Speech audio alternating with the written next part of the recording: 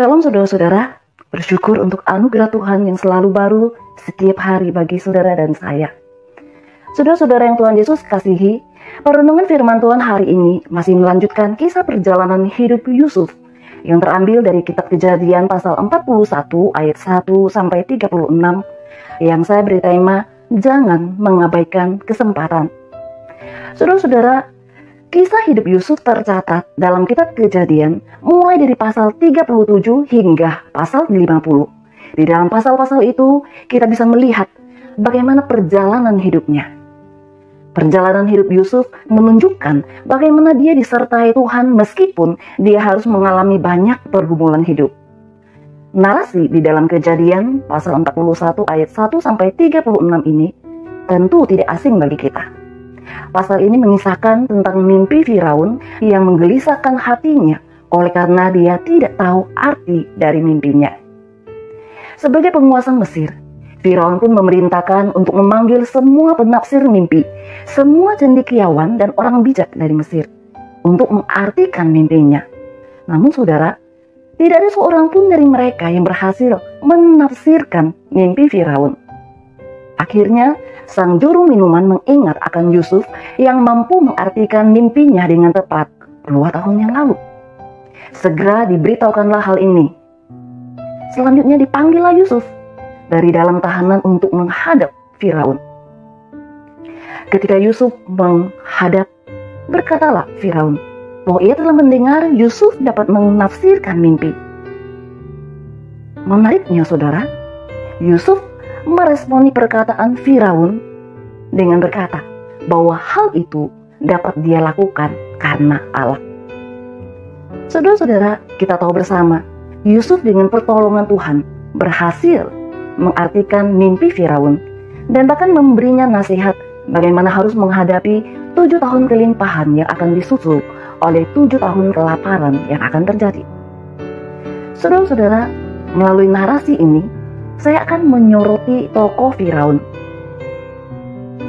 Firaun memiliki kesempatan untuk mengenal Allah yang sejati yang disembah oleh Yusuf. Sejak pertama berjumpa, Yusuf telah memperkenalkan Allah kepada Firaun sebagai Allah yang berkuasa untuk menyingkapkan mimpinya. Ironisnya, dalam narasi ini tidak mengindikasikan adanya hati yang mau mengenal dan mencari tahu tentang Allah, apalagi untuk menyembahnya. Firaun hanya ingin tahu arti dari mimpinya dan bagaimana cara menghadapi masa sukar yang akan terjadi. Dia hanya terfokus memikirkan bagaimana mempertahankan kerajaannya dan kekuasaannya, saudara. Saudara-saudara yang dikasihi Tuhan Yesus Kristus, Firaun telah mengabaikan kesempatan yang Allah berikan. Seharusnya 7 tahun kelimpahan yang dianugerahkan Allah membuka hatinya untuk melihat kemahakuasaan Allah yang disembah Yusuf sebagai Allah sumber segala sesuatu. Firaun juga tidak meraih kesempatan untuk mengerti kebesaran Tuhan melalui 7 tahun masa kelaparan. Mengapa bisa demikian, saudara? Jawabannya adalah Firaun hanya terfokus untuk perkara duniawi yang bersifat sementara. Saudara-saudara yang dikasihi Yesus Kristus, melalui sikap Firaun yang mengabaikan Tuhan, kita mau mengoreksi diri secara jujur di hadapan Tuhan. Bukankah kecenderungan mengabaikan Tuhan, mencari kepentingan dan keuntungan untuk diri sendiri juga rentan dilakukan oleh saya dan saudara?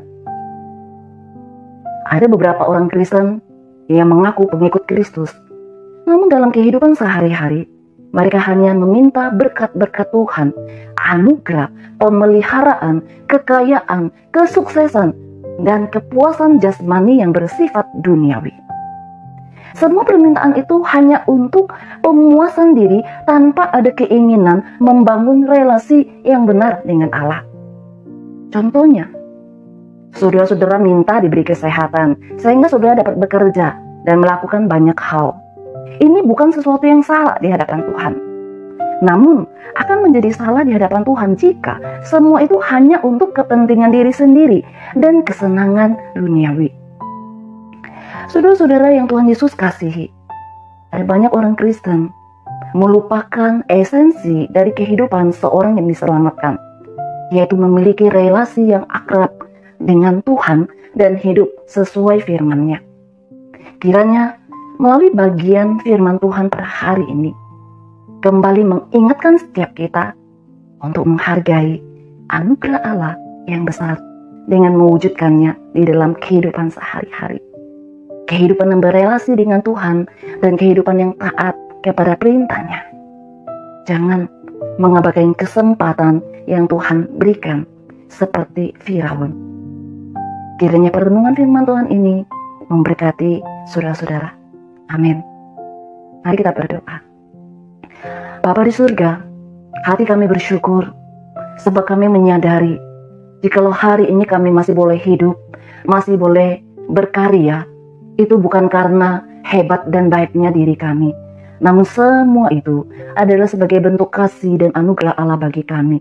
Tuhan tolong setiap kami untuk boleh meresponi kasih dan anugerah Tuhan dengan hati yang terus-menerus berpaut padamu, mengasihimu, dan membangun satu relasi yang benar di hadapan Tuhan. Terima kasih ya Allah, kami bersyukur untuk firman Tuhan kami boleh renungkan pada hari ini. Di dalam nama Tuhan Yesus kami berdoa. Amin.